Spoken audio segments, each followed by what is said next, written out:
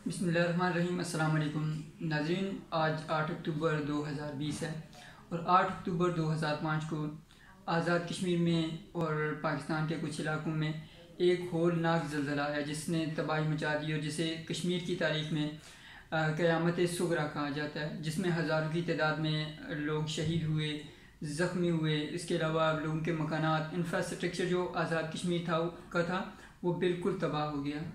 तो आज के दिन चूँकि मैं ख़ुद वहाँ पर मौजूद था जब 2005 में ज़लज़ला आया, तो उस हवाले से मैंने भी अपने जो तासरात हैं मैं आप तक पहुँचाना चाहूँगा कि जब 2005 में ज़लज़ला आया 8 अक्टूबर का, तो मैं स्टूडेंट था, मैं घर से स्कूल की तरफ जा रहा था। तो स्कूल के करीब जब मैं पहुँचा तो बाज़ार था हमारा, जो उस बाज़ार में मैं खड़ा था अभी, क्योंकि स्कूल की तरफ जा रहे थे, थोड़ा सा टाइम बचता था, तो मैंने अपने कज़न थे उनके पास खड़ा था।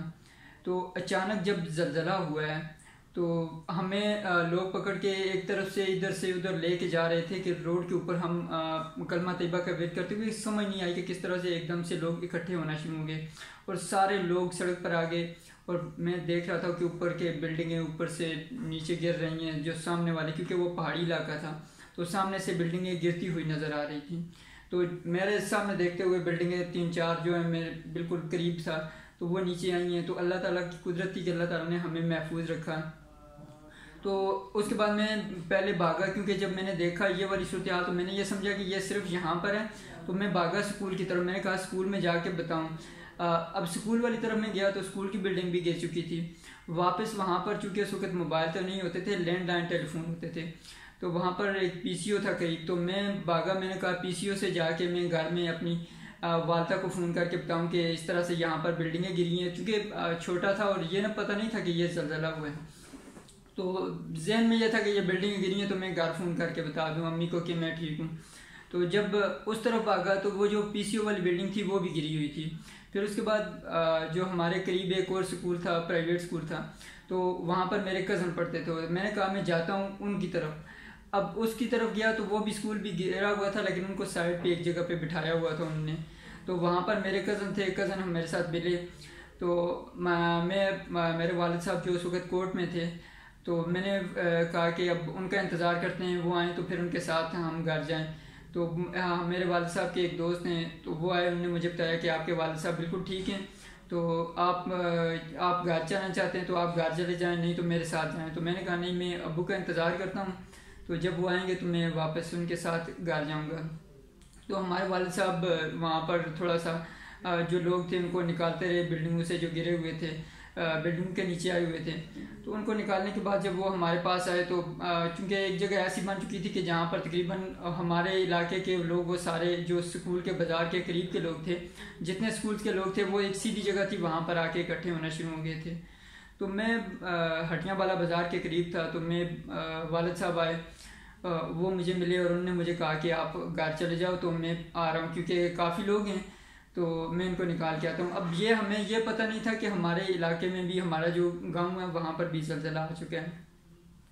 तो वहाँ से मैं था, मेरे साथ मेरे नाना अबू थे, कज़न थे मेरे साथ। तो हम निकले पैदल रोड पे। अब हम जा रहे हैं सड़क पे, तो गाड़ियाँ भी नहीं थी, तो ये देख रहे थे कि हर बंदा जो है ना बस चल ही रहा है, कोई समझ नहीं आ रही थी कि किधर जा रहे हैं। मतलब जो बंदा जिसका जिधर मुंह था वो उसी तरफ चलना शुरू हो गया था। उसको समझ किसी को कुछ नहीं आ रही थी पहले जो 2-3 घंटे थे। उसके बाद जाके थोड़ा सा लोग जगह पर आना शुरू हुए।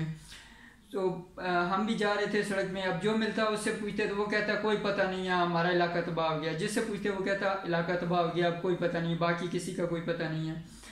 रास्ते में जाते हुए और देख रहे हैं कि फलां हर जगह पे लोग पड़े हुए हैं, बिल्डिंगों के नीचे आए हुए, तो किसी जगह पे कोई निकाल रहा है, नहीं तो हम गुजर रहे हैं। बस इसी तरह से गुजर के अपने घर की तरफ भाग रहे थे ज़्यादा लोग।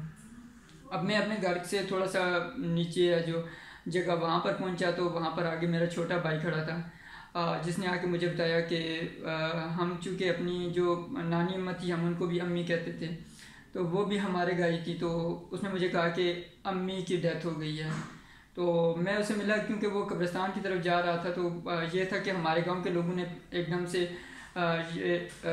जो लाशें जो निकली थी उनको उठा के, जो शहीद थे उनको कब्रिस्तान में ले आए थे, और साथ साथ उन्होंने शुरू कर दिया था कि हम तदफीन शुरू कर देते हैं। तो मैंने उसे कहा ठीक है, मैं मिला उससे और उसके साथ वो कब्र बनाने के लिए जो कीमती बेलचा ये चीज़ें वो उठाई हुई थी उसने। तो मैं उसके साथ चलता गया। अब मुझे नहीं पता था कि क्या उसने कहा कि अम्मी की डेथ हो गई है, तो मैं भी उसके साथ चलता गया। अब जाके जिस वक्त हम कब्रिस्तान में पहुँचे तो कब्रिस्तान में हमारी नाना अम्मा तो उधर पास खड़ी थी, लेकिन हमारी अपनी वालदा वहाँ पर नहीं थी। उस वक्त वालदा की डेथ हो चुकी थी। तो उस वक्त मैं उससे मिला और बाकी हमारे चूँकि बहन भाई छोटे थे, तो मैं एक बहन मुझसे बड़ी थी, मैं बाकी छोटे थे बहन भाई सारे।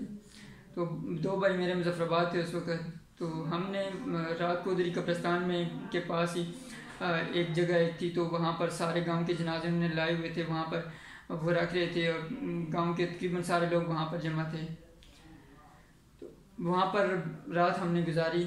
सुबह हुई तो सुबह के टाइम में काफ़ी बड़ी तादाद में जो जनाजे थे हमारे गांव के अंदर के, तो उनकी तदफीन शुरू की।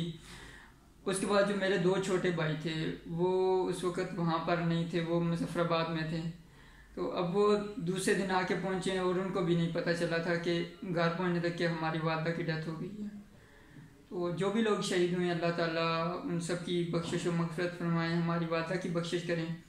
अल्लाह ताला तमाम जिनके भी जो लोग शहीद हुए उनको हौसला दें, सब्र दें।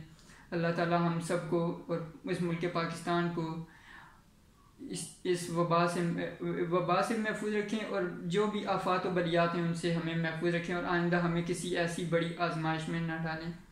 आमीन।